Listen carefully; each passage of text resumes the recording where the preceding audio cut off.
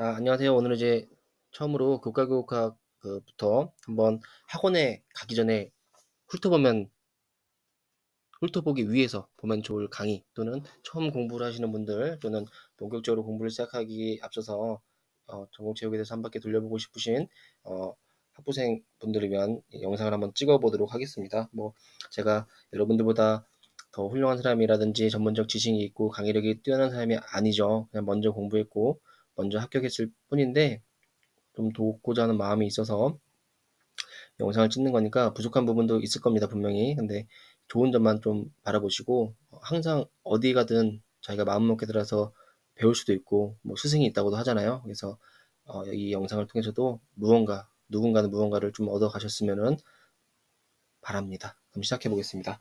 자, 우리가 이제 기출 중심으로 목차 중심으로 공부를 해야 하는 이유는 딱 한 가지예요. 왜냐면 뭐냐면 그냥 그래야지 방대한 양에서 뭐가 중요하고 중요하지 않은 것을 분류해낼 수 있고 처음에는 중요한 것을 공부하다가 점차 주변 영역을 확장할 수가 있는 거죠. 근데 우리가 기출이 뭔지 모르고 어디서 출제되는지 모르면 뭐가 중요한지 모르게 돼요. 그러면 공부의 양이 너무 넓어지게 되고 그렇다면 이제 좀 공부의 효율이라든지 또 공부의 즐거움을 느끼기가 어렵죠. 그래서 반드시 처음 공부하실 때는 기출 중심으로 기출 나왔던 것만 보면서 공부를 해 나가지고 점차 넓혀가는 공부를 하시면 됩니다. 자, 체육교과정의 수준부터 한번 보겠습니다. 이제 2년차 수준은 여기 말 그대로 교육과정 사조 모형인데 뭐냐면 우리가 결국은 수업이라는 게 이제 내용 지도예요. 내용을 전달하고 또 학생 수업 운영하는 거. 이게 수업이거든요. 이 2년차 수준은 내용의 이론적 근거가 되는 거죠. 이렇기 때문에 이런 걸 가르쳐야 된다. 이렇기 때문에 이거를 위해서 이런 것들을 수업에서 가르쳐야 된다 하는 게 이제 교육과정 사조에 나와 있는 거고 우리가 이제 문서적 수준이 이제 국가에서 정해준 수업 내용이 되는 거죠. 내용 체계표 보시면 아시죠? 이런 것들을 가르쳐야 된다. 그리고 이런 식으로 수업을 하셔야 됩니다. 하고 국가 수준에서 아예 친절하게 내용을 정해주는 거죠. 그다음에 실천적 수준은 이제 학교 현장에서 여러분들 합격하신 후에 수업할 때 적용되는 교육과정인데 이때는 우리가 이제 내용 지도와 수업 운영이 동시에 이루어지는 거죠. 우리가 이제 이상적으로 내용 지도만 할 수 있는 수업은 없잖아요. 학생들이 장난도 치고 말도 안 듣고, 그죠? 그래서 수업 운영을 해야 되는데 수업 운영에 대한 게 이제 결국 체육 교수론에 대한 내용이에요.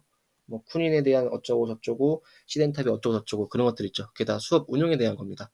그래서 이제 이 내용 지도와 수업 운영을 우리가 학교에서 교사 수준을 해야 되는데 이거를 좀 수월하게 해주기 위해서 훌륭하신 분들 연구를 했죠. 그게 바로 스타일, 모형, 뭐 체육 수업 방식 이런 거죠. 그래서 11가지, 8가지 뭐 방식까지 해가지고 수업 운영과 내용 지도를 잘할 수 있게 이제 시스템을 해준 게 이 스타일, 모형, 방식이다. 이런 식으로 생각하시고 보시면은 이제 체육교육론은 끝이죠.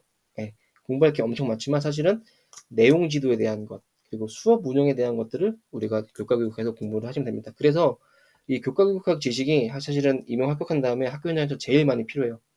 그리고 사실 뭐 역학생리학, 측정평가, 윤리학 이런 것들 사실은 크게 도움이 안 되죠. 네, 교과교육을 잘 공부하시면 나중에 합격하셔도 좀 도움이 됩니다. 자, 그러면 이걸 보기 전에 여기를 봐야 돼요. 여기 뭐가 나왔는지. 그래서 체육교육과정 사조에서는 일단 5가지 가치 정의학이 나왔네요. 네, 쉽게 뭐 명칭 수준부터 수준과 가치 정의의 관계, 3가지 원천의 관계, 3가지 원천의 관계, 그 다음에 5가지 가치 정의이 이제 쭉 나오는데, 예, 뭐가 제일 많이 나왔어요? 가치 정의의 명칭을 묻는 문제는 별로 안 나왔어요. 그죠? 내용 스타일이 옛날에 나왔고, 최근에 이제 학습과정과 생태팀이 정말 오랜만에 쉬운 문제가 나왔죠. 근데 이 사주와 모형, 교육과정 모형을 보면 이 사주와 모형의 관계가 많이 나왔어요. 여기서 이제 확장돼서 사주와 교육과정 모형뿐만 아니라 사조와 모형 스타일까지 나왔죠. 그래서 이거 공부하실 때 교육관 사조 공부하실 때 스타일과 모형의 명칭 수준 그리고 스타일과 모형의 그 모형의 약간 기본적인 개념 같은 것들은 같이 접목해서 공부하시면 좀 더 효과적입니다. 그리고 체육교육과정 모형에서는 자 움직임 분석 모형이 가장 많이 나왔죠. 그 다음에 나온 게 이제 개인 이미 추구 모형 가장 많이 나왔죠.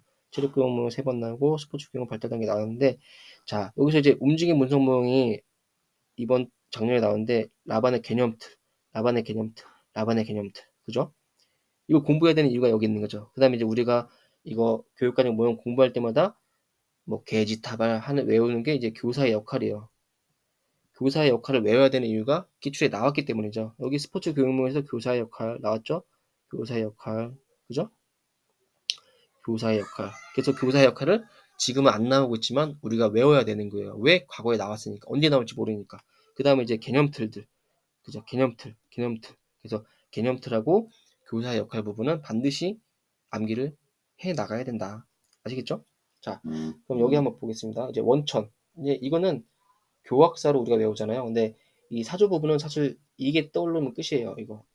예, 교학사 하고 다섯 크게 해가지고 다섯 가지 모형하고 관계 있는 그림 있죠. 이게 아마 여러분들 대학 이론사나 강사분들 교재 보면 이 그림이 있어요. 이 그림이 떠올라서 이 그림이 머릿속에서 그려지면 이제 이 부분에 대한 학습은 뭐 거의 끝난 거죠.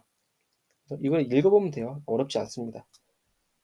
그래서 사조 같은 것들은 읽어보면 돼요. 문제 나와도 전혀 어렵지 않죠. 왜냐하면 다섯 가지가 너무나 극명하게 구분이 되기 때문이에요. 그래서 이 그림을 제가 상세히 그리지 않지만 이 그림을 머릿속에 입력해 놓으시고 각각의 사조에 따른 사조와 원천, 사조와 모형의 관계를 내가 설명할 수 있으면 이 부분은 뭐 학습이 끝났다고 볼 수 있죠. 그리고 문제 자체가 어렵게 나올 수가 없는 부분인 것 같아요.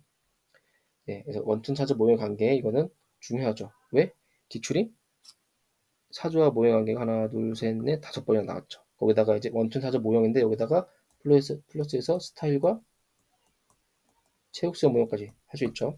다 이제 체육교육과정 모형입니다. 이 모형에서는 아까 제가 말씀드렸다시피 움직임 분석 모형하고 개인 이미 추구 모형이 가장 많이 나왔는데 그 이유가 뭐냐면 우리가 이제 체육 수업에서도 이제 심동적 영역의 목표만 추구하지 않잖아요. 그래서 통합 수업을 하죠. 통합 수업. 통합적 교육과정 막 하잖아요. 근데 심동, 인지, 정의적 영역의 통합적인 발달을 추구하는 수업을 하는데 거기에 딱 맞는 게 스포츠 교육모형 아니죠.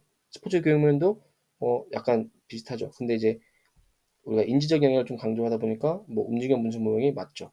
그리고 그 개인 임의 모형도 학생들 입장으로 가니까 맞죠. 그러니까 제가 하는 겁니다. 이게 중요하지 않다라는 게 체육 교육이 중요하지 않다, 교육이 중요하지 않다가 아니라 왜 움직임 분석 모형과 개인 임의 모형이 많이 나왔냐 하면은 이런 통합적인 수업을 추구하기 때문에 거기에 어울리는 게 교육과정 모형에서는 움직임 분석 모형과 개인 임의 추구 모형이다. 그죠? 그래서 아까 이 엑셀에서 봤듯이 중요한 거는 교사의 역할 다 외우세요. 그리고 개념틀 다 외워야 되죠. 근데 이제 이렇게 외운 다음에 이제 대학 이론서나 교재를 보면서 암기를 이해를 잘 해놓으셔야죠. 그죠? 여기서도 개인이 모형의 교사의 역할과 이제 개념틀 꼭 보시면 됩니다. 알겠죠? 자, 여기까지 끊고 다시 이어서 가겠습니다.